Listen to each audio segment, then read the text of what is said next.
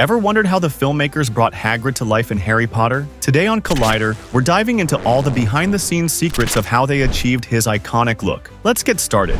Casting the role of Hagrid was a big decision in the making of the Harry Potter films. The character of Rubeus Hagrid, the half-giant who serves as a protector and mentor to Harry Potter, needed to be portrayed by someone who could embody both physical presence and emotional depth. The character is not just a giant figure physically, but also one filled with warmth, kindness, and a fierce protectiveness for those he loves, especially Harry. J.K. Rowling, the author of the books, knew that Hagrid had to be played by an actor who could project a combination of roughness and tenderness, someone who could be intimidating yet deeply lovable. From the very beginning, Rowling had a clear vision for Hagrid's casting. She already had Robbie Coltrane in mind for the role. Coltrane, a seasoned Scottish actor, had already established a successful career in British television and film. He had the physicality and comedic timing required for Hagrid, but more importantly, he could convey deep emotional vulnerability, which was essential for portraying the character's sensitivity. Other actors expressed interest in the role. The iconic Robin Williams was one of the most surprising actors to have wanted to portray Hagrid.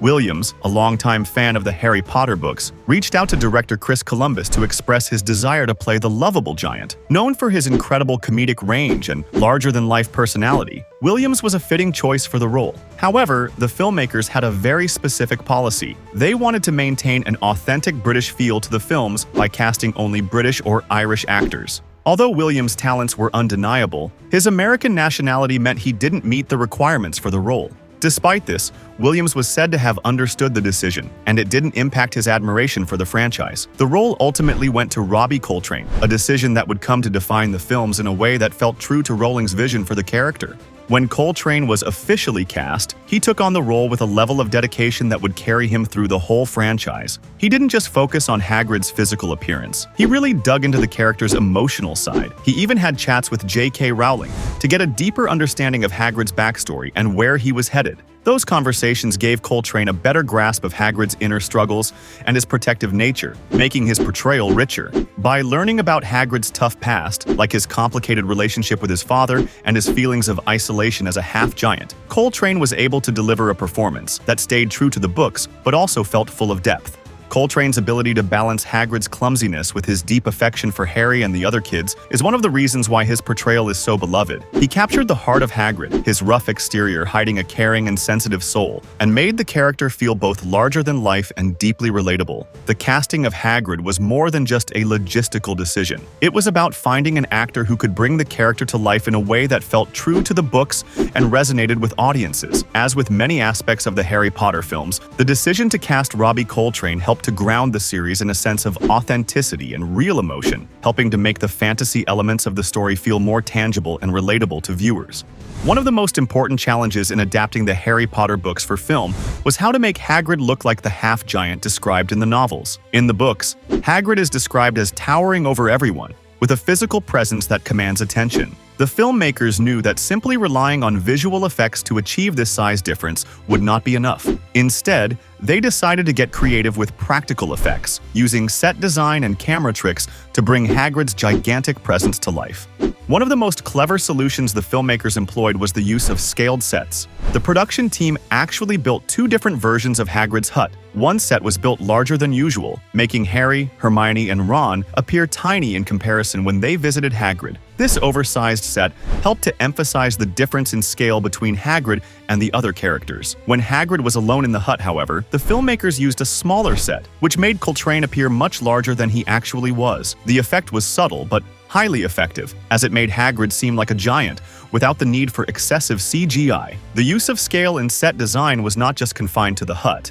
It was used in other scenes where Hagrid interacted with the students and other characters. By building larger sets, the filmmakers could maintain the illusion of Hagrid's towering size, while also giving the actors room to perform naturally in the scene. The balance between the practical effects and the performances was essential to making Hagrid's presence believable. In addition to the scaled sets, the filmmakers also made extensive use of forced perspective, a technique that has been used in cinema for decades to create the illusion of size differences between characters and objects. Forced perspective works by positioning objects or actors at different distances from the camera, creating the appearance of greater or lesser size. To achieve the effect of Hagrid's towering height, the filmmakers used forced perspective in many of the scenes. Hagrid would often be filmed much closer to the camera, while the other characters were placed farther away. This simple technique made it appear as though Hagrid was towering over the other characters, even though he was the same height as Coltrane in reality.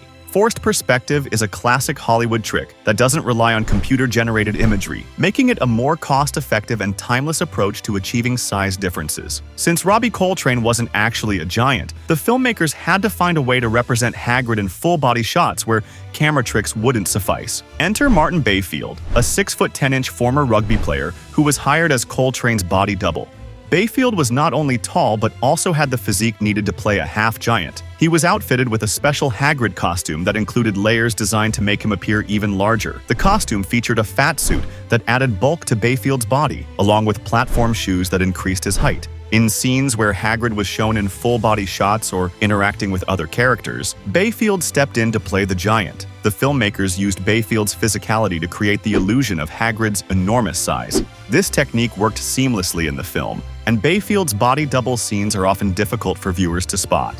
While Harry Potter employed CGI for a lot of magical elements, the filmmakers made a conscious decision to rely as little as possible on digital effects when it came to creating Hagrid's size. The filmmakers knew that if they overused CGI, Hagrid's presence might feel less tangible and real. By focusing on practical effects, they were able to create a Hagrid who felt grounded in the real world, despite his larger-than-life nature. And they were right. Some of the most iconic scenes featuring Hagrid, such as when he first appears on the grounds of Hogwarts or when he takes Harry to Diagon Alley, were achieved without heavy reliance on CGI.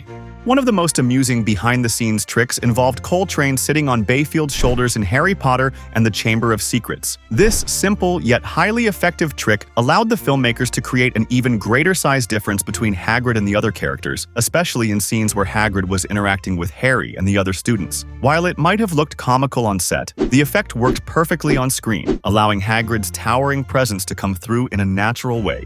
The great thing about practical effects is that they tend to hold up much better over time than CGI. As technology advances, CGI can sometimes look outdated or artificial. For example, the early CGI of Dobby and Voldemort's face on Quirrell's head can appear less polished today than it did when the films were first released. In contrast, the practical effects used to create Hagrid's size still look convincing, even years later.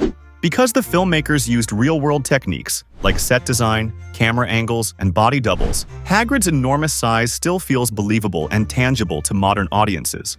The filmmakers' use of practical effects made the world of Hogwarts feel more real. Hagrid really benefited from this approach, with a mix of clever tricks and just a bit of CGI. Thanks to that, he's still one of the most iconic and loved characters in the series. Thanks for watching Collider. See you next time!